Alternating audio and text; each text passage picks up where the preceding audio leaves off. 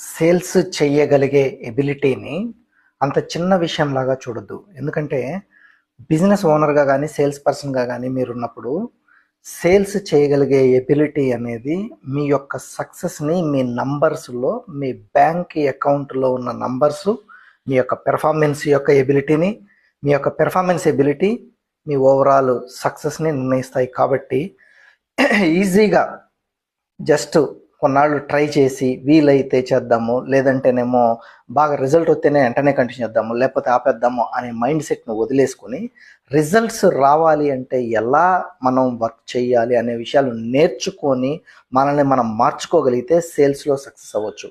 కాబట్టి మీరు డబ్బులు సంపాదించాలి అన్నా, పేరు రావాలి అన్నా, గుర్తింపు రావాలి అన్నా మీరు అనుకున్న కొన్ని పాయింట్స్ని ప్రజలకు అర్థమయ్యేలాగా కమ్యూనికేట్ చేయాలి అన్నా సేల్స్ చాలా బాగా ఉపయోగపడుతుంది.